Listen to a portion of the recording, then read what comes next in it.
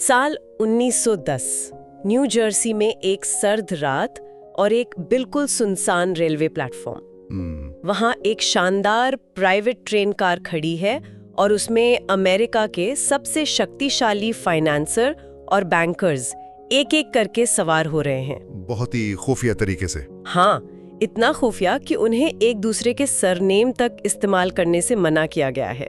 सिर्फ पहले नाम से बात करनी है।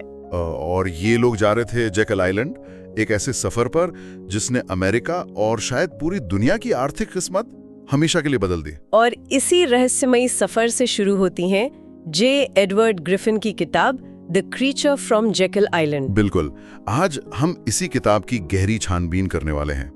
ये एक बहुत ही कंट्रोवर्शियल किताब है। कंट्रोवर्शियल क्यों? क्योंकि ये अमेरिका के सेंट्रल बैंक यानी फेडरल रिजर्व सिस्टम के बनने की एक ऐसी कहानी बताती है जो ऑफिशियल कहानी से बिल्कुल अलग है, एक अंधेरी परछाई जैसी। मुख्य तर्कों की परतें खोलना। ये किताब फेडरल रिजर्व को आखिर क्या बताती है, ये कैसे बना और इसका हमारी दुनिया पर क्या असर पड़ा है। चलिए इस रहस्य से पर्दा उठाते हैं। चलिए, तो कहानी शुरू होती है इसके जन्म से, एक गुप्त जन्म से। किताब का सबसे पहला और सीधा आरोप यही है कि फेडरल रिजर्व जनता की आर्थिक सुरक्षा के लिए नहीं बना था। तो फिर किस लिए? वो देश के टॉप बैंकरों का एक कार्टेल, मतलब एक छत्र राज वाला गुट बनाने की एक सोची समझी साजिश थी। एक मिनट, आप कह रहे हैं कि दुनिया की एक चौथाई दौलत एक कमरे में बैठकर पूरे अमेरिका का फाइनेंशियल सिस्टम डिजाइन कर रही थी? ये तो किसी फिल्म की कहानी लगती है। बिल्कुल, और किताब के पहले ही अध्याय the journey to Jekyll Island में इसका पूरा ब्यौरा है। कौन थे ये लोग उस ट्रेन में? सबसे आगे थे सीनेटर नेल्सन एल्ड्रिच, जो खुद एक बड़े फाइनेंसर थे, और उनकी बेटी की शादी जॉन डी रॉकफेलर जूनियर से हुई थी। अच्छा, तो कनेक्शंस बहुत गहरे थे। बहुत। फिर थे पॉल वॉबर्ग, यूरोप के एक शक्तिशाली बैंकिंग परिवार से आए थे और उन्हें इस पूरे सिस्टम का मास्टरमाइंड माना जाता है। और इनके साथ थे जेपी मॉर्गन, रॉकफेलर और कुन, लोएब एंड कंपनी जैसी बड़ी वित्तीय ताकतों के सबसे बड़े नुमाइंदे। मतलब ये वो लोग थे जिनके इशारे पर बाजार नाचते थे। तो जाहिर है ये लोग वहाँ जनता की भलाई के लिए तो इकट्ठे नहीं हुए होंगे। किताब के हिसाब से उनके असल लक्ष्य क्या थे? किताब 4 मुख्य लक्ष्य बताती है। पहला, छोटे और जो नए बैंक्स थे उनसे मिल रहे कंपटीशन को हमेशा के लिए खत्म करना। मतलब मोनोपोली बनानी थी। एग्जैक्टली। वो एक ऐसा सिस्टम चाहते थे जहां बड़े खिलाड़ी ही हमेशा जीतें। दूसरा, देश के फाइनेंशियल रिसोर्सेस मतलब पैसों के बहाव पर अपना पूरा नियंत्रण बनाए रखना। और तीसरा, एक लेंडर ऑफ लास्ट रिजॉर्ट बनाना। ये एक तरह का सेफ्टी नेट था। सेफ्टी नेट किसके लिए? उनके खुद के बड़े बैंकों के लिए, ताकि जब वो जोखिम भरे लोन देकर मुसीबत में फंसे तो उन्हें बचाया जा सके। और चौथा लक्ष्य तो शायद सबसे ज्यादा चौंकाने वाला है। हाँ, वो ये कि इन सब नुकसानों का बोझ टैक्स देने वाली आम जनता पर डाल दिया जाए। वाओ, मतलब एक ऐसा सिस्टम बनाओ जहां मुनाफा आपका हो और घाटा जनता का। लेकिन इसे बेचा कैसे गया? लोगों ने इसे मान कैसे लिया? यहीं पर एक बहुत बड़ी मनोवैज्ञानिक चाल चली गई।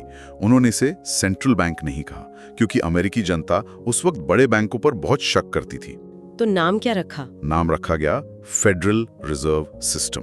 अच्छा, फेडरल शब्द से तो ये सरकारी और भरोसेमंद लगता है। बिल्कुल, और सिस्टम शब्द से ऐसा एहसास होता है कि इसकी शक्ति किसी एक जगह जैसे वॉल स्ट्रीट पर केंद्रित नहीं है, बल्कि पूरे देश में फैली हुई है। जबकि किताब का दावा है कि असलियत ठीक इसके उलट थी। एग्जैक्टली। सारी ताकत उन्हीं लोगों के हाथ में थी जो जेकल आइलैंड पर मौजूद थे। जी थी, लेकिन किताब के मुताबिक असली धोखा तो इसके काम करने के तरीके में छिपा है। ये मैंड्रिक मैकेनिज्म क्या बला है? नाम तो किसी जादू टोने जैसा लगता है। ये नाम ग्रिफिन ने ही दिया है और ये किताब का सबसे एक्सप्लोसिव हिस्सा है। अच्छा, ये वो तरीका है जिससे फेडरल रिजर्व कर्ज यानी डेट से पैसा बनाता है। इसे समझने के लिए हमें 2 तरह के पैसे का फर्क समझना होगा। एक होता है कमोडिटी मनी, जैसे सोना या चांदी, जिसकी अपनी एक कीमत होती है। हाँ, और दूसरा होता है फियाट मनी, जो आज हम इस्तेमाल करते हैं। ये ऐसा पैसा है जिसके पीछे कोई सोना नहीं होता, बस सरकार का हुक्म और हमारा भरोसा होता है। तो मतलब आज का पैसा सिर्फ भरोसे पर चलता है, सोने पर नहीं। क्या इसी वजह से बैंक वो कर पाते हैं जो आप कह रहे थे, यानी हवा में से पैसा बनाना? बिल्कुल, फिएट सिस्टम ही फ्रैक्शनल रिजर्व बैंकिंग को मुमकिन बनाता है। ये क्या होता है? ये एक ऐसा कॉन्सेप्ट है जो सुनने में अविश्वसनीय लगता है। इसका सीधा मतलब है कि बैंक अपनी तिजोरी में जमा पैसे से कई गुना ज्यादा पैसा लोन के रूप में बना सकते हैं और दे सकते हैं। रुकिए, ये कैसे हो सकता है? मतलब अगर मैंने बैंक में 100 रुपए जमा किए हैं तो बैंक उसी के आधार पर 1000 रुपए का लोन दे रहा है। हाँ, तो वो बाकी के 900 रुपए कहाँ से आए? हवा से? ठीक, यही पकड़ा आपने। वो 900 रुपए कहीं से नहीं आए, वो बस बैंक के कंप्यूटर में एक एंट्री है, एक डिजिटल वादा। इसी को फ्रैक्शनल रिजर्व बैंकिंग कहते हैं। ये तो एक तरह का जुआ हुआ। किताब इसे एक ऐसे जुए की तरह बताती है जहां बैंक हमेशा जीतता है। और अब आता है असली मैंड्रिक मैकेनिज्म। ये ऐसे काम करता है। बताइए।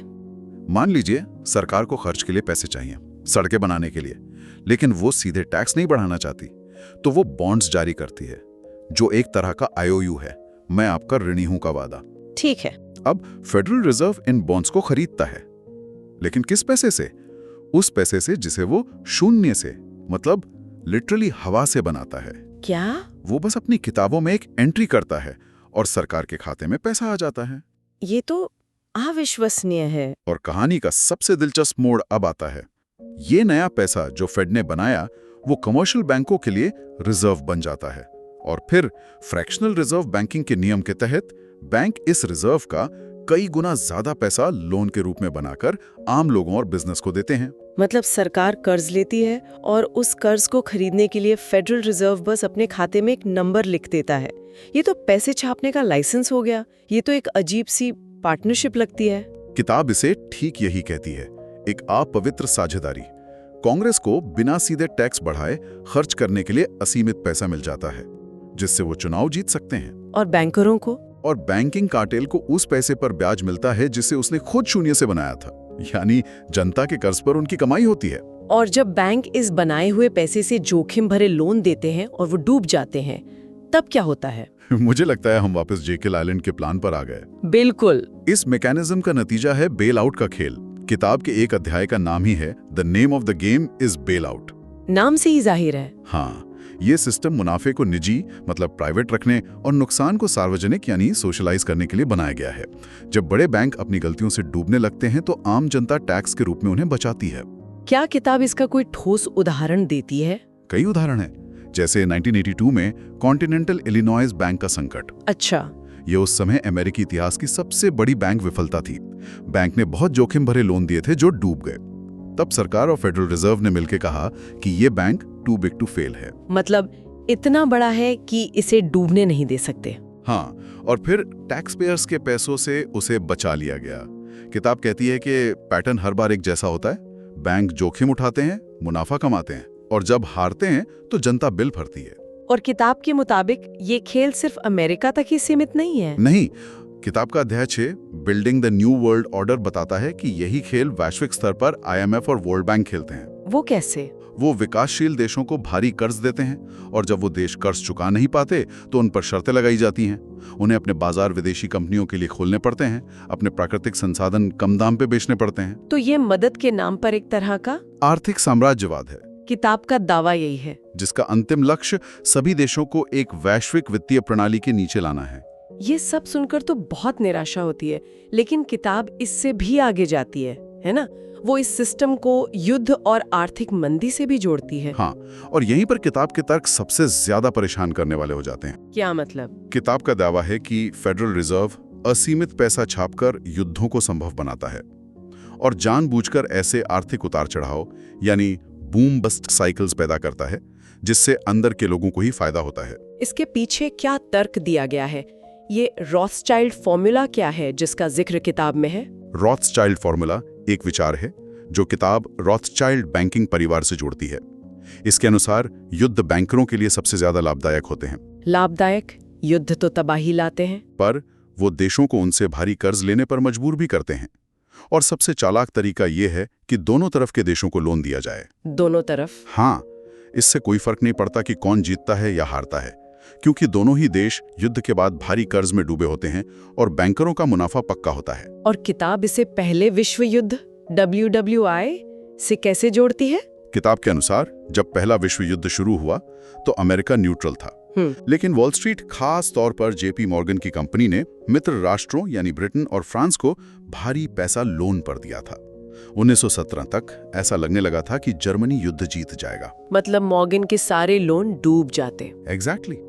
किताब दावा करती है कि इसी आर्थिक दबाव के चलते अमेरिका को युद्ध में शामिल होने के लिए धकेला गया और इसके लिए एक बहाना चाहिए था। और वो बहाना बना लुसिटानिया जहाज का डूबना, जिसे किताब एक सोची समझी घटना बताती है ताकि अमेरिकी जनता में गुस्सा भड़के और अमेरिका युद्ध में शामिल हो जाए। युद्ध तो ठीक है, पर क्या आर्थिक संकट भी इसी तरह से बनाए जा सकते हैं? 1929 की महामंदी, द ग्रेट क्रैश।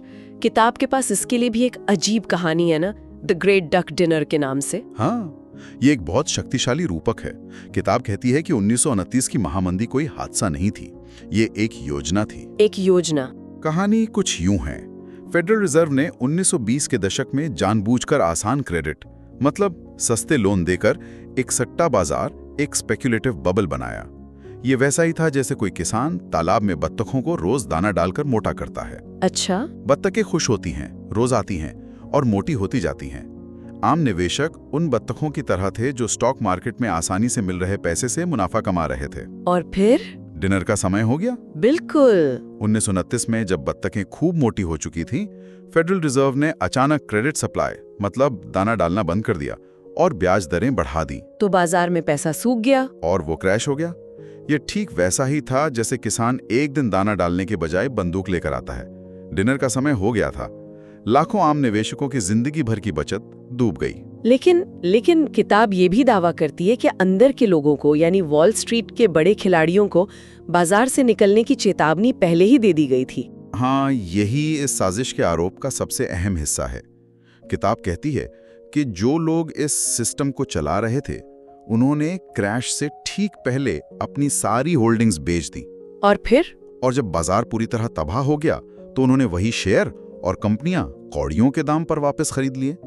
इस तरह देश की संपत्ति आम लोगों के हाथों से निकलकर कुछ चुनिंदा हाथों में चली गई। तो चलिए इस पूरी तस्वीर को समेटते हैं। अगर हम the creature from Jekyll island के मुख्य दावों को एक साथ रखें तो वो क्या है? किताब के मुख्य दावे 4 हैं।